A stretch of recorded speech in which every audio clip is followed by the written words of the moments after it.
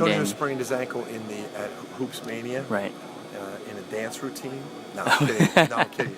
In our blue-white game. Right. And then the next day, the blue-white game, Dallas Sawano collided with Moof. Right. And slight separation on his shoulder. Right. Great.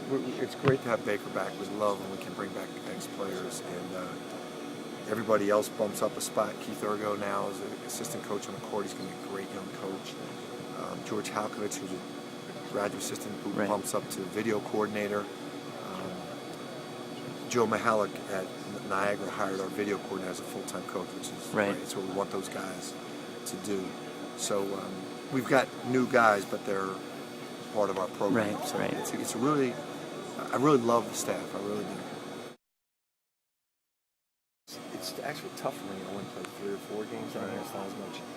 But what's happened over the years is because they've, when I was an assistant, guys didn't like coming down here as much as students didn't like it. But now, the big thing for us is we can only get 1,500 students into the pavilion, and a lot of them can't get tickets. Right. And here, we could get about 4,000 students in here, and they put them behind both baskets, and the students love coming down here because they can get to games. Right. So now it's a positive for everybody. Students love coming down. A lot more money in your coffers. It is, that too. But even still, if the students, back in the day it was too, but the students didn't like it as much. The students love it now. Right. Well, one thing I wanted to ask you about that. There's another reason too. What's that? Down here. It's just, I don't know. You know, they come here to play in the Big East. Right. But they leave here loving the Big Five. It's really interesting. And you know, they stay good friends with the guys they play against in the Big Five. You see it all the time. Because a lot of our guys that come from out of the area, they stay. Right.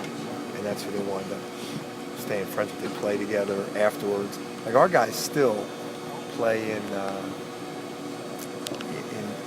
the summer semi-pro, what do they call it? The Pro-Am League? Pro-Am. With all the other guys in the Big Five. Right.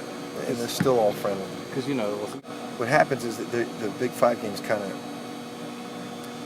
are back to back to back, so it gets us in a mode that's really good for us. And then we always play that Temple game. I shouldn't say always, but a lot of times we play a Big Five game. Usually it's Temple right before the Big East, which is great for us.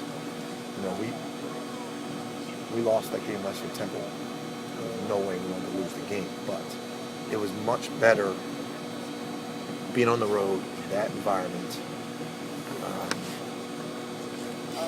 and being in a tough game before you go into the Big East game. Right after that, we went at Marquette, first Big East game, and won.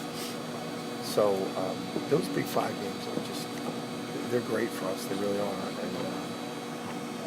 And playing even those Big Five road games, you know you don't like it, you know, but they're really good for us.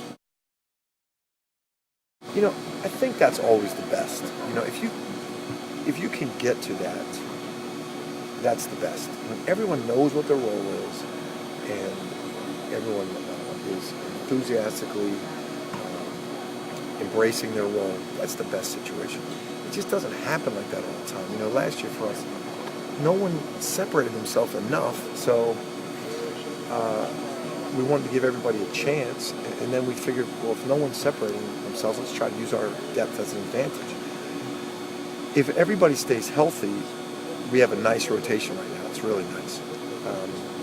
But, you know, you got to see what happens. Injuries, who plays well, but it's pretty nice right now, nice rotation. What's interesting is practice isn't as good because you got to suit up. we had Antonio got hurt. Today will be his first practice in a while, and one of our walk-ons got hurt. So we actually have 2 guys now. We just brought on 2 more walk-ons just because we couldn't practice.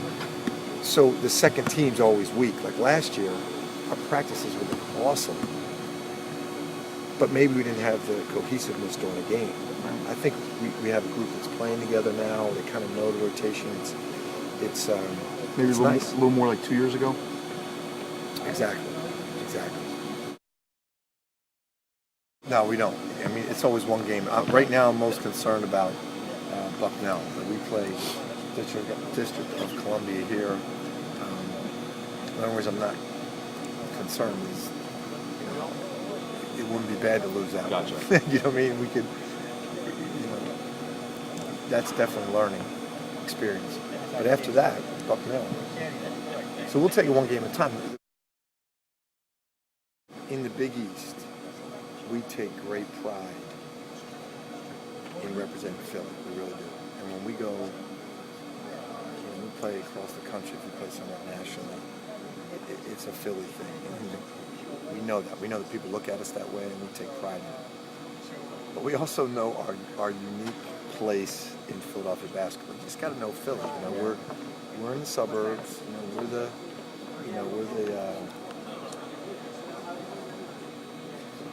we're the guys that aren't city guys, you know, so we understand that. Philly's a unique place, and we have great respect for the city schools, so we'll take it. If they root for us, we'll take it. We understand their loyalty to the city schools. So yes, I think a lot of it has to do with the Big East, you know, and it does have that we're nationally ranked, you know, when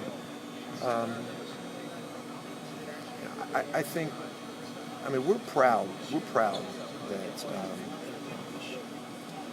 that Philadelphia basketball fans do support us here. When we play at the Pavilion, it's all alums and students. I mean, we know that. You know? But when we play down here, it's alums, students that can't get into the games up there. But then there's a crowd of Philadelphia basketball people that's really cool, and we love that. As a matter of fact, we do at the game against UDC. What we're trying to do is we have businesses that are sponsoring underprivileged kids come to the game, so young kids in Philly can get to know our guys, and then we stay on the court after the game and sign autographs for all those kids. But it's kind of our way of, we know kids can't get tickets to the game at the Pavilion.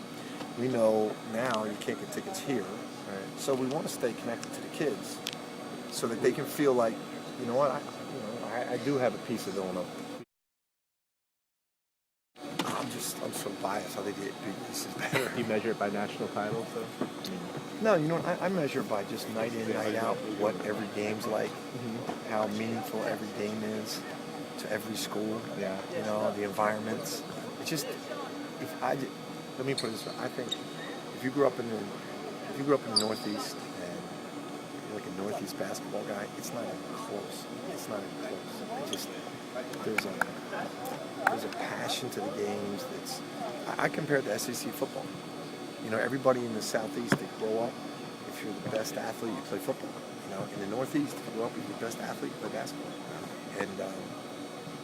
And you look at the schools, it means, you know, like SEC, Alabama's got great basketball, but they're a football school. You know, Connecticut's got real good football, but it's a basketball school. You know, Rutgers got good football, but even Rutgers is basketball known for the Big East. Then you got St. John's and Georgetown, and you know, Pitt's even becoming. Pitt's a nationally ranked team every year in basketball. They sell it out. I love that about the Big East. I love that you play in the cities better than Back roads. I just love it. It's not even close to me. It's always a problem for us, you know, when we play the two smaller guards offensively.